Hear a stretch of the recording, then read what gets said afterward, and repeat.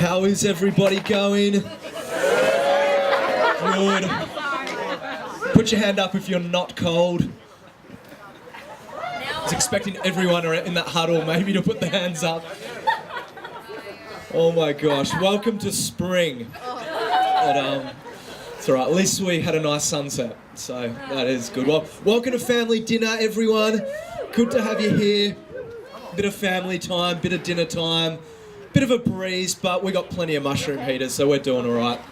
And it's good to be here. Obviously, Christy and I are back from holidays. And here's the thing, right? We went to the Greek islands, as a lot of you would know. It was the first part of our trip.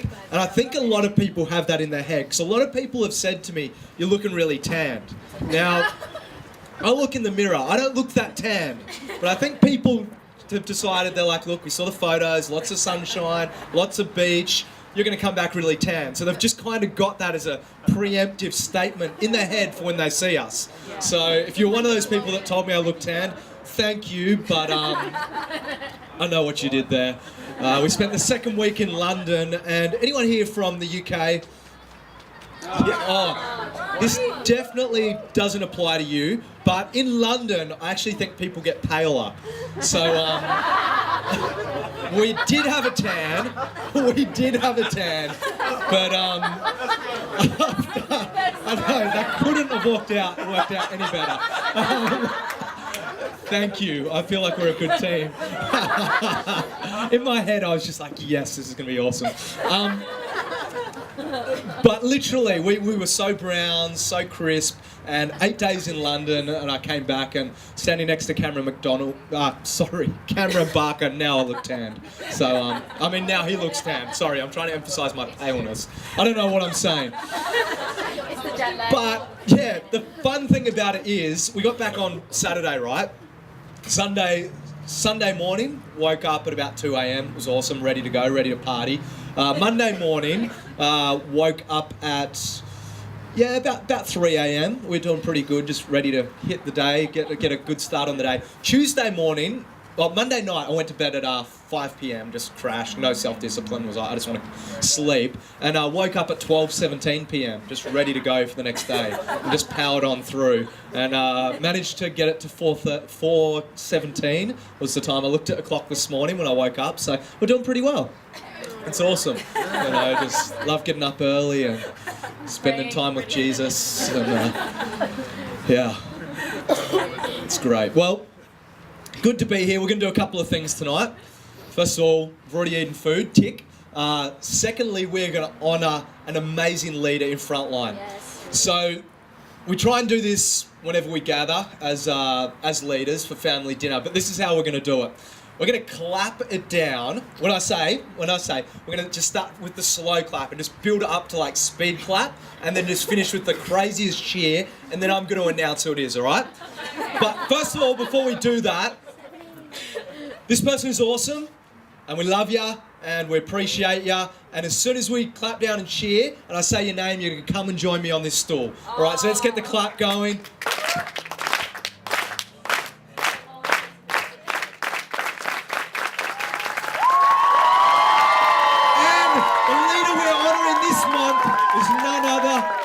Aubrey, well done. Get on up here, mate. Get on up here.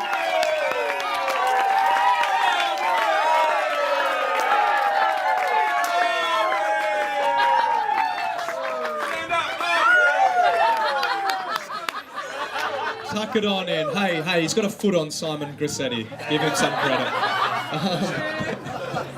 It's alright, I'm not exactly the tallest bloke, so I feel bad cracking jokes like that, but whatever. You gotta take what you can give, hey? Especially when you got the microphone. Alright, mate, so we're giving you Leader of the Month because... Stand up. For real. I know. Give another inch, because you've just done an exceptional job with building connect groups and building leaders and keeping everyone's statistics in line, which I know that's the favourite part of your job. And it's definitely everyone's favourite part. Yes, Aubrey's chasing up my stats again, love it. But in all honesty, your job in many ways isn't glorious, but it helps us just achieve phenomenal things. And one of the cool things is, why don't you tell this actually? Why don't you tell how we're going with Connect groups? Let everyone know, and some of the good stories maybe in regards to just, you do your thing, mate. Cool. Okay. This year, whenever we started with Connect groups, I'm not exactly sure where we were, but it was below 100. And we set out a goal to reach by the end of the year 125. And well, we still have 4 more months, but we've already reached that mark. So we are currently at 125 as far as Connect groups, and I don't know of any other specific stories because I didn't have any preparation time. It's all right, mate. So why don't you just tell us a little bit about yourself while you're up here? It'd be good to get to know you. What is, like, obviously outside of Jesus and church and everything, what's like one thing you're just absolutely passionate about that people here might not know? Ooh, I love to play golf. I love to play golf. And do you have a handicap? It's about a 12. At a 12, that's pretty impressive. Pretty impressive. And what do you do for work? Right now, I work at Castle Hill Country Club, so I get to play free golf. Oh, nice. And I do events, so basically serving the members and any parties like catering stuff. So. Very cool, very cool. And when you do go back home, whenever that might happen to be, any idea what you'll be doing back in the US? That's a really big question. That is a really big question, but it will be in America, yes. Because that's, the land of the free and the home of the brave. Sorry, I just sounded really stereotypical and I don't like that. But I'm starting to come with grips with, at some point, probably church playing. Very cool, very cool. And who here's already just in? If Aubrey plants a church, you're in. My hand's up, I'm just in, mate. So you sponsor us, get it, that sort of way, we're there. Oh, that's cool, man. And how old are you now? I am 26. 26, prime of your life, you could say. And in the past, how many girlfriends have you had before? Well, okay, so when I was young, I didn't really ever have a conversation to make it like, boyfriend, girlfriend, because why would you just all casual encounters. Exactly, that was, before Jesus. That's supposed to be funny, everyone's like getting offended. Why would you want to limit yourself down? So, I just kept it open. Very philosophical of you. I would say seriously probably 2. Like serious, that I would consider, that was serious. Have you ever been in love before? I don't throw around that word very. So whoever gets that word, it's gonna be a special person. I love the sweep of the audience as you said that. That was powerful. Yeah. No, that was great. Look, one of my wife's favourite TV shows is The Bachelor. She loves it, like American version, Aussie version. To be honest, my favourite part of that show is like I just jump in for the eliminations each week. Like, I just love that. And what I love is the host. Like there's like one chick just heartbroken. Like everyone else has a rose. One chick's there like just so negative on herself. And the host comes out and he goes, "So-and-so, you have not received a rose." Every time. It's like, bro, she knows she hasn't got a rose. Anyway, I think that's my highlight moment. But I reckon if we had a Frontline Bachelor, it'd be you, mate. Let's give him a hand. What a legend. So, couple of things that just flows so well with that whole conversation that's coming up is Frontline Encounter Night is coming up, and we do 3 of these a year. We're doing 4 this year, babe, or it's 3. So this one's finishing the year off, and it's going to be just over a month away, actually, which is kind of scary because it feels like we just had the last one, but October the 14th. So just a little save the date. Let's finish here strong with this. So just seeing it with you now. Brendan and the whole team are working really hard to make it phenomenal. Kaylee, a whole bunch of the guys, as they always do. What we want to do with these nights is spoil our age group.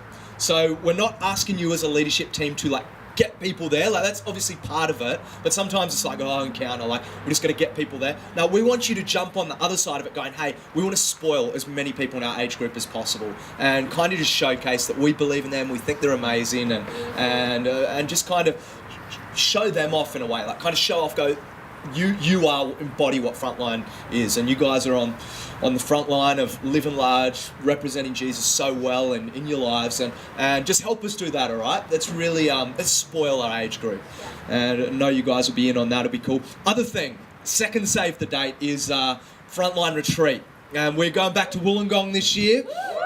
So I wonder, Steph, can you spell Wollongong?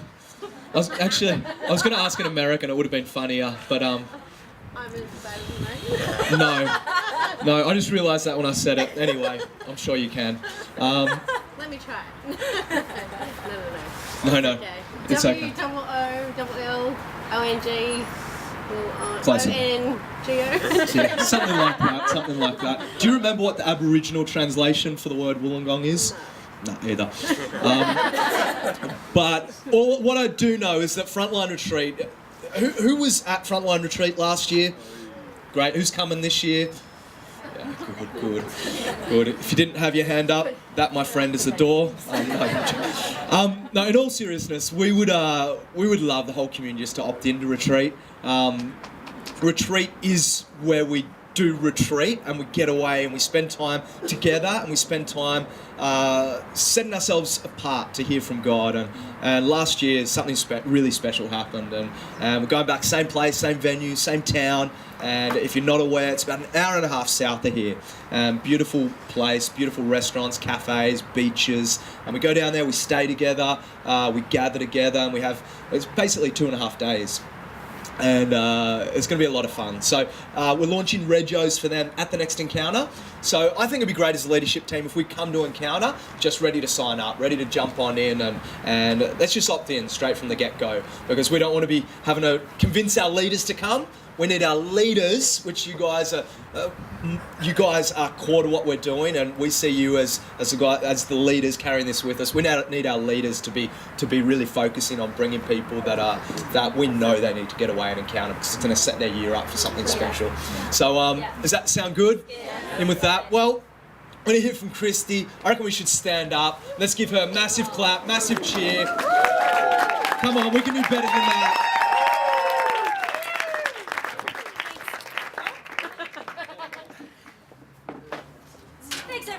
You can be seated. Okay, guys. We're good. There we go. Got it. Oh, it's like a shorter chord or something. I get it. That's why it popped out. It is a party trick. What I might do then Do you mind rolling this just I was really looking forward to sitting right by the heater, but it's okay. How are you all? Good. Well, thanks to my amazing husband. He already told you about our lovely holidays. So I will jump into kind of what I wanted to share tonight, because we don't have too much time, and know that we're all a little cold. So I just wanted to actually come into tonight just kind of sharing a little bit with what's been on my heart pretty much just since we left for holidays. And as you know, when you go on holidays, you kind of reflect on life and you think about where you're at and you're refreshed and you have some good God time. But tonight, I guess if I look at what I'm sharing, it's not so much like I'm preaching to you. I guess for me, I more wanted it to be like, if I could have a one-on-one conversation with each person here, I would love this conversation to happen. So I kind of was just like, well, I don't know. Well, I know what I'm sharing, but I don't know exactly how it's going to always come out. But I'm always like, well, God, if we were to have a conversation, I actually just, oh no. I got it. Thank you. Thank you. I would love it just to be an out loud thinking kind of conversation. So I'm just chatting as I'm thinking, because I haven't gotten this all right yet. So I thought we could do it together as a team. Are you up for that? Yeah, that's good. Good. Well, the topic I wanted to talk about tonight was living by the Spirit.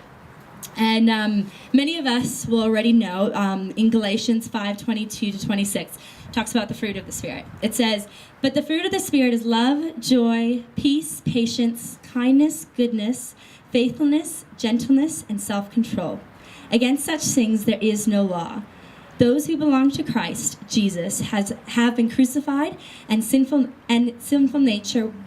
Those who belong to Christ Jesus have crucified the sinful nature with its passions and desires. Since we live by the Spirit, let us keep in step with the Spirit. Let us not become conceited, provoking, or envying each other. I love when I was thinking about when I went away. I love going away and just spending time with God with no distractions, no phone. I love when you don't have phones and nobody can contact you. It's actually kind of refreshing. But I love just when you're solely thinking about, God, what do you have for me today? You're not distracted about what's on Instagram from the get thing in the morning, or what email, or what you have to get done for the day. You're literally like, well, I should eat today and probably lie by the pool. And you tick off your list of things that are really important, which by the pool and getting a tan for Dan and I may have not been on our high priority list, but no. I actually really enjoy whenever I can go away with God. Sometimes he'll speak to me and he'll be like, give me this big revelation. I don't know if it's like that for you, but then sometimes he just speaks to you and you're like, I set a whole month aside, God, for you, and you just said, I'm here. And it could be so simple, but it could be something so special. And I think for each one of us, when I think about our desires, especially for this next part of the year and finishing up this year, I think how much more important could it be is if we fully, every day, lived by what the Holy Spirit had for us. That had nothing to do with all the time requirements and what we said yes to or what we had to do here. But it was, we woke up in the morning, we said, God, what do you have for us today? And I am so challenged to think, you know what? It doesn't take even too much time, even for myself, since I've been back from holidays. It took me not even 3 days, and I was sitting in a car yesterday. We had to get our car fixed, and I was sitting on my phone being like, oh, I can get a few more emails done. While the shuttle driver guy was sitting in the same car, and he knows we're from Hillsong. He picked us up from Hillsong. So I'm sitting there on my phone, and then all of a sudden he says, he said something, and I just sat there and I was like, why am I on my phone right now? I've just lost the whole purpose of the reason why I'm in this car having a 5-minute conversation and drive with a shuttle driver that I could have had an opportunity to minister to or just speak to or honor and value. And I thought, it takes me 3 or 4 days to lose it? I don't know. I think to myself, what is it that I'm here on earth to do? And it's not to get caught up in the daily tasks of life. So this is kind of where it's coming from with what I'm wanting to have in the conversation. But the one thing I've realized, and this is something that's really stood out to me, is I realize the more and more I'm in his presence regularly, he softens my heart and makes me more sensitive to his voice. And if I can realize that in so many more ways that I can hear his voice in everyday life, how much more amazing will it be? How much more that we can get out of our everyday lives? And this could be such a little simple message, but not gonna lie, I don't get, I haven't captured it actually. I haven't even started to really grasp what this looks like in living everyday lives for God. And so it was interesting before I left, the thing that started to provoke this thinking, and I think it's going to continue to keep thinking in my head, and I want for all of us in the next few months to really be challenged by this, is I read an article from Bill Hybels, who's a pastor at Willow Creek, and if I'm shaking, by the way, it's just because I'm cold. It's okay, I'm fine. Just thought I'd point that one out there.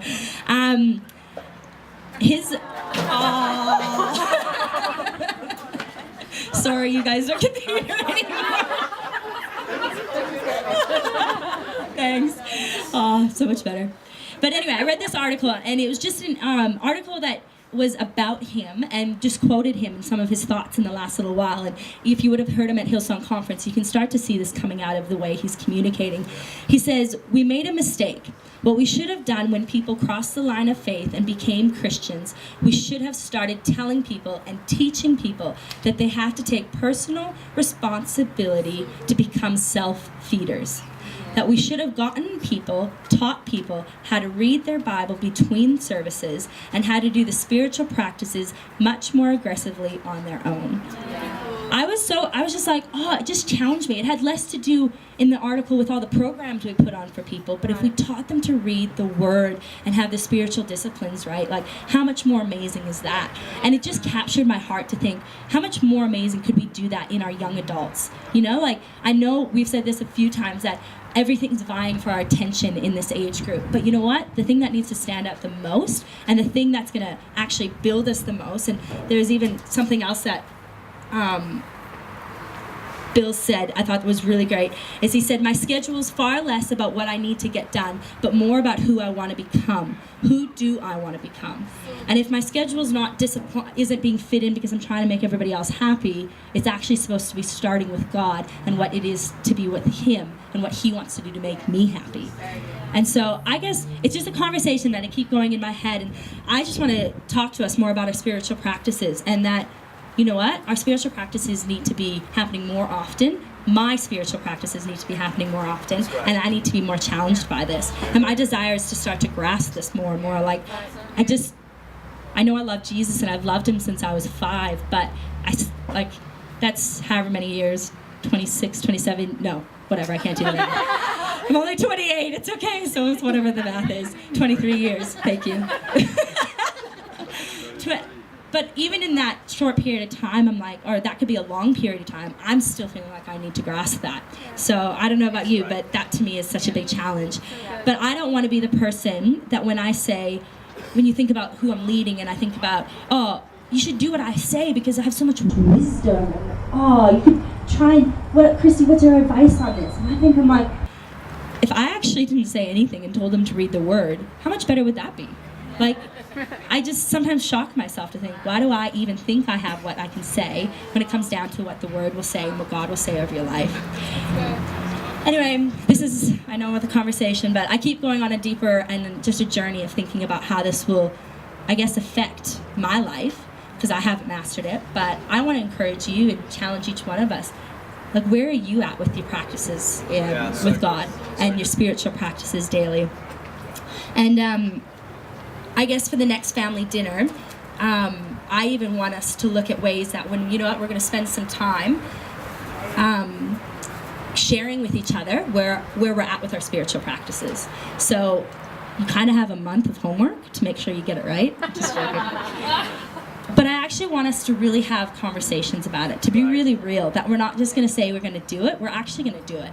And I'm going to even start with my Connect group and start saying, okay, how are you going with this? Like, I want my first conversations to be, where are you at with God, you know? And for many of us, I think we get challenged because we can't lead others if we can't lead ourselves in this. So I think this month would be a good month to start. Well, I'm sure many of you guys are probably great and spiritually amazing. You're probably all over this. But for the rest of us, like myself, I think we could get so much better. And for some of you guys that would be like, oh, well, she's saying spiritual practices, what does that look like? And these are just 3 that really have stood out to me, and I'd love to share with us. Is number 1 is our chair.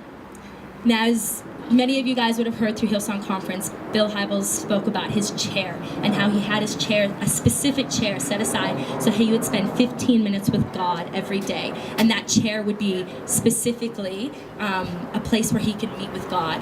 And I want to encourage us, I don't know if you have a chair or whatever you want. To be quite honest, it's wintertime right now. Mine is in my bed because I have the heater in our room.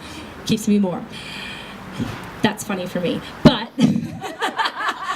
I honestly need to find a place where I can just sit and have time with God and start a devotional plan. I don't know what you're doing with what kind of reading plan you're doing, but can I just encourage you, like with all of my heart, find whatever works for you when it comes down to reading the Word. If it's a proverb a day, honestly, that's probably the easiest. If I ever am stuck where I'm like, what am I going to read today?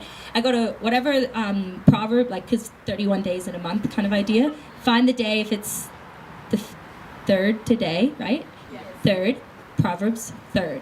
Trust in the Lord with all your heart and lean not on your own understanding. In all your ways acknowledge Him and He will direct your path straight. That's what I read this morning. I didn't know what else to read, so I started with that. And I just want to encourage you guys, find something that works for you. And number 2, just quickly, prayer is huge. I don't know if you guys have ever read the book Practicing the Presence of God by Brother Lawrence. It's absolutely beautiful book. He's a monk, and it was written, I think, 1700s? I don't know. It was a long time, well, something like the 1700s. Thank you. This is good. But he said in that book, I never pray for more than 5 minutes, but I never go without prayer for 5 minutes. And it just challenged me to think, he speaks to me all the time, and we always think prayer is like, I have to be on my knees for like an hour, or I have to be shouting at the top of my lungs to have what prayer is. But I realized, I'm like, God, you speak to me in a quiet, still voice. All you're asking me to do is just speak back to you that same way. And I think, like, if I can acknowledge him in just the simplest things, how, like, that's just all that he's asking for.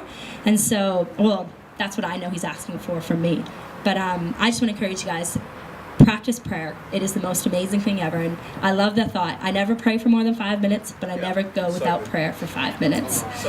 And number 3, the last one before we end, is thankfulness. Being thankful daily in all circumstances for what God has given you. I think that's the thing, that if I can realize that I am so thankful each day for what God's given me, if it's life, it's breath, whatever it is. A couple here in Frontline actually was so lovely, and they gave us a thankfulness book, and I put it right in our front entrance so that whenever I walk out or walk in the door, I don't always write in it, I need to get better, but I always think, what am I thankful for today? And it reminds me to keep thinking, I need to be thankful. It was an amazing couple on our cruise. When we were away, we did the cruise, and we met a couple literally while we were checking in online, checking in for the cruise, and never met them before, but they were Canadians, so of course we made friends with them.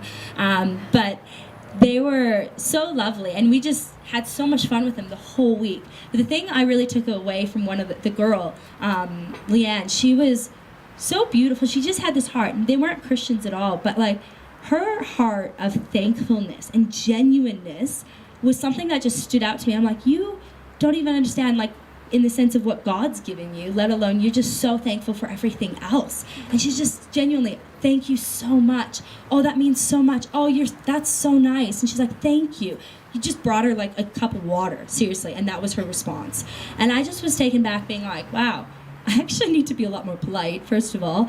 And I was just like, but I was like, I caught her thankfulness and her gratefulness, and she's like, I'm so blessed. And I was just like, you're not even a Christian, but you're so blessed. I honestly was taken back by the world to see how thankful they were, and how much more am I to be thankful?